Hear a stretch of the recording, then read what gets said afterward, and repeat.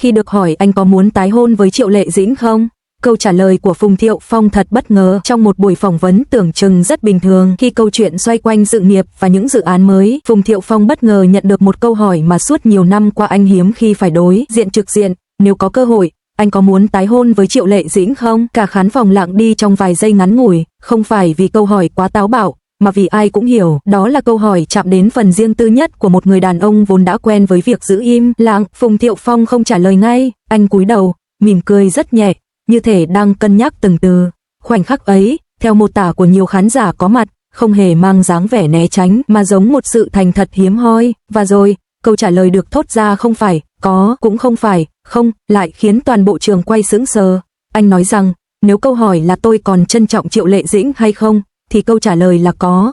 Nhưng nếu hỏi tôi có muốn tái hôn không, thì đó không phải là điều tôi có quyền quyết định một mình, và cũng không phải điều nên được quyết định chỉ vì quá khứ. Một câu trả lời không khép chặt cánh cửa, nhưng cũng không mở ra lời hứa. Chính sự lưng chừng ấy lại trở thành điều bất ngờ nhất. Phùng Thiệu Phong tiếp tục, giọng nói chậm và trầm hơn thường lệ. Anh thừa nhận rằng, sau ly hôn, anh đã có rất nhiều thời gian để nhìn lại bản thân, nhìn lại những nghi ngờ, những bất an và cả những điều anh từng nghĩ là đúng nhưng hóa ra lại khiến người khác tổn thương. Anh không nhắc trực tiếp đến những mâu thuẫn trong hôn nhân cũ, nhưng cách anh nói về trưởng thành và trách nhiệm khiến người nghe hiểu rằng, với anh tái hôn không phải là một câu chuyện lãng mạn mà là một lựa chọn cần rất nhiều dũng khí và sự thay đổi thực sự. Điều khiến dư luận xôn xao nhất không nằm ở nội dung câu trả lời, mà ở đoạn sau đó. Khi được hỏi rằng liệu anh có còn nghĩ đến khả năng quay lại vì con trai hay không, Phùng Thiệu Phong khẽ lắc đầu. Anh nói, con tôi không cần ba mẹ phải quay lại bằng mọi giá. Điều con cần là ba mẹ sống tử tế với nhau và sống đúng với chính mình. Câu nói ấy nhanh chóng trở thành chủ đề nóng trên mạng xã hội, bởi nó khác xa với những gì công chúng từng kỳ vọng, một lời van xin tái hợp, một tuyên bố nuối tiếc, hay ít nhất là một câu trả lời mập mờ để nuôi hy vọng. Truyền thông Hoa ngữ nhận định rằng chính sự tỉnh táo ấy mới là điều khiến câu trả lời của Phùng Thiệu Phong trở nên bất ngờ. Trong một thế giới nơi khán giả luôn mong chờ những màn quay xe, những cuộc tái hợp cảm động, thì việc một người đàn ông thẳng thắn thừa nhận rằng tình cảm và hôn nhân là hai phạm trù khác nhau lại trở thành điều hiếm hoi. Anh không phủ nhận quá khứ, nhưng cũng không để quá khứ trói buộc hiện tại. Với Triệu Lệ Dĩnh, dù không được nhắc đến trực tiếp trong câu trả lời, cái tên ấy vẫn hiện diện rất rõ. Sự tôn trọng mà Phùng Thiệu Phong dành cho cô được thể hiện không bằng những lời ngọt ngào, mà bằng việc anh từ chối biến cô thành một lựa chọn công khai trước truyền thông. Anh nhấn mạnh rằng, nếu một ngày nào đó cả hai có một mối quan hệ khác, dù là dưới hình thức nào thì đó phải là quyết định riêng tư, không phải câu chuyện để đáp lại sự tò mò của dư luận. Sau buổi phỏng vấn, mạng xã hội chia làm nhiều luồng ý kiến. Có người tiếc nuối, cho rằng anh đã bỏ lỡ cơ hội nói ra điều mà công chúng muốn nghe. Có người lại đánh giá cao sự chín chắn trong câu trả lời, bởi nó cho thấy một Phùng Thiệu Phong rất khác, không còn vội vàng, không còn để cảm xúc nhất thời dẫn dắt mà đặt sự bình yên của con và sự tôn trọng dành cho người cũ lên trên mọi kỳ vọng bên ngoài.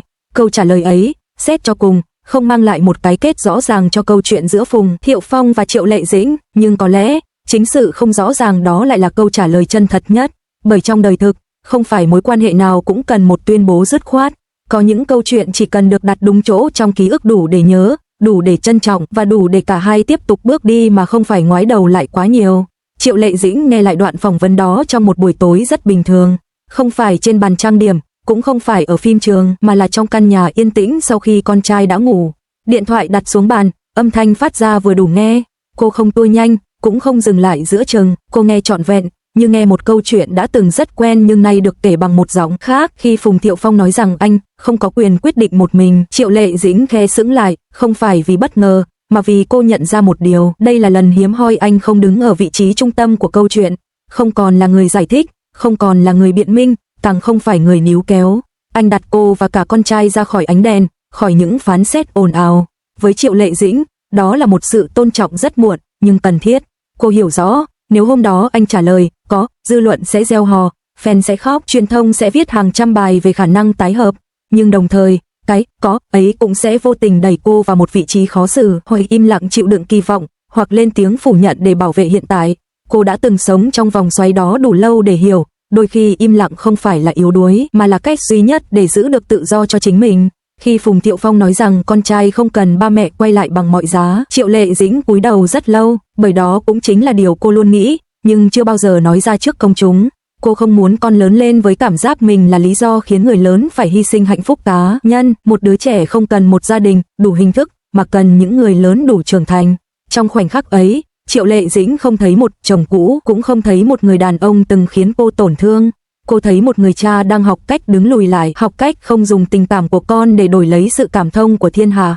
Và chính điều đó khiến lòng cô dịu đi, không phải vì còn yêu, mà vì cuối cùng cả hai đã đứng cùng một phía của con. Câu trả lời của Phùng Thiệu Phong được gọi là bất ngờ, nhưng thực chất đó là một câu trả lời rất tỉnh táo, khôn ngoan, không phải vì nó khiến người khác hài lòng, mà vì nó không làm tổn thương thêm bất kỳ ai. Thứ nhất, anh không biến Triệu Lệ Dĩnh thành đối tượng để dư luận bàn tán. Trong giới giải trí, việc nhắc đến người cũ rất dễ trở thành công cụ đánh bóng hình ảnh hoặc gợi lại sự thương cảm, nhưng Phùng Thiệu Phong đã tránh điều đó. Anh không nói thay cô, không hứa hẹn thay cô, và càng không dùng tình cảm trong quá khứ để tạo ra một câu chuyện đẹp cho truyền thông. Thứ hai, anh bảo vệ con trai theo cách trưởng thành nhất. Nếu anh nói muốn tái hôn vì con, thì vô tình con sẽ mang trên vai một gánh nặng không cần thiết. Một đứa trẻ không nên lớn lên với cảm giác mình là lý do khiến người lớn quay lại hay chia xa. Việc anh khẳng định con cần sự tử tế, chứ không cần sự hy sinh gượng ép, cho thấy anh đã hiểu điều mà nhiều bậc cha mẹ sau ly hôn phải mất rất nhiều năm mới nhận ra. Thứ ba, anh cũng bảo vệ chính mình. Câu trả lời ấy giúp anh không bị mắc kẹt trong hình ảnh của một người đàn ông mãi sống trong quá khứ. Anh thừa nhận sự trân trọng, nhưng không dùng nó để phủ nhận hiện tại. Đó là ranh giới rất khó giữ, nhưng một khi đã giữ được, nó cho thấy sự trưởng thành thực sự. Và cuối cùng, câu trả lời đó mở ra một khả năng rất hiếm, khả năng hai người sau ly hôn vẫn có thể đứng cạnh nhau như những người đã từng rất thân, mà không cần phải quay lại. Trong một xã hội luôn thích những cái kết viên mãn, thì việc chấp nhận một mối quan hệ không tái hợp nhưng không đối đầu lại là lựa chọn can đảm nhất. Có lẽ, khi Triệu Lệ Dĩnh nghe xong câu trả lời ấy, cô không rơi nước mắt, nhưng trong lòng cô hiểu rõ, đây là lần đầu tiên, sau rất nhiều năm, Phùng Thiệu Phong đã trả lời một câu hỏi về cô theo cách khiến cô cảm thấy được tôn trọng hoàn toàn, và đôi khi, đối với một người phụ nữ đã đi qua nhiều sóng gió, sự tôn trọng ấy còn quý giá hơn bất kỳ lời hứa tái hợp nào.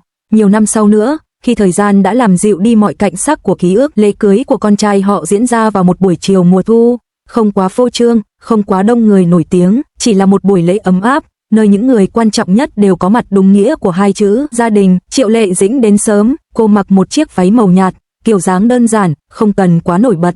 Ở tuổi này, cô đã không còn cần chứng minh điều gì với thế giới. Cô đứng lặng lẽ ở một góc, nhìn con trai chỉnh lại cà vạt trước gương. Động tác vụng về ấy khiến cô bật cười khẽ. Cậu bé từng níu tay cô hỏi, bao giờ ba mẹ về sống cùng nhau? Giờ đã là một người đàn ông sắp bước vào hôn nhân. Phùng Thiệu Phong đến sau, anh không tìm cô ngay, anh đứng ở phía xa, nhìn hai mẹ con nói chuyện, ánh mắt bình thản, không còn day dứt như trước.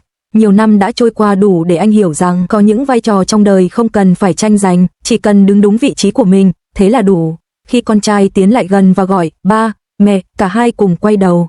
Không ai bước nhanh hơn, cũng không ai lùi lại, họ đứng cạnh nhau một cách tự nhiên như hai đường thẳng song song đã học được cách cùng hướng về một điểm chung. Không phải tình yêu, mà là con. Trong khoảnh khắc làm lễ, khi con trai nắm tay cô dâu bước lên lễ đường, Triệu Lệ Dĩnh vô thức đưa tay lau nước mắt, không phải vì buồn, mà vì cô nhận ra mình đã đi được rất xa, xa khỏi những tổn thương cũ, xa khỏi cảm giác phải chứng minh đúng sai của một cuộc hôn nhân. Bên cạnh cô, Phùng Thiệu Phong cũng lặng lẽ gật đầu, ánh mắt dõi theo từng bước chân của con. Không có cái nắm tay giữa họ, không có ánh nhìn ám chỉ điều gì chưa trọn vẹn, nhưng giữa họ là một sự thấu hiểu hiếm hoi. Họ đã cùng nhau làm được một điều đúng đắn nhất, nuôi dưỡng một đứa trẻ lớn lên đủ yêu thương để tin vào hôn nhân. Khi khách mời vỗ tay chúc mừng, con trai quay lại cúi người thật sâu trước ba mẹ. Một cái cúi đầu rất lâu. Trong khoảnh khắc ấy, cả Triệu Lệ Dĩnh và Phùng Thiệu Phong đều hiểu, mọi lựa chọn năm xưa, dù đau đớn, cuối cùng cũng dẫn đến giây phút này. Sau buổi lễ, ba người đứng cạnh nhau chụp một tấm ảnh.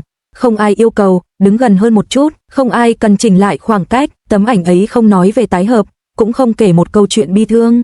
Nó chỉ ghi lại hình ảnh của hai người từng yêu nhau, từng rời xa nhau, nhưng đã cùng nhau trưởng thành. Và có lẽ, đó mới là cái kết đẹp nhất. Không phải là quay lại để hoàn hảo, mà là đi tiếp để tử tế. Không phải là vì nhau, mà là vì con và vì chính bản thân mình.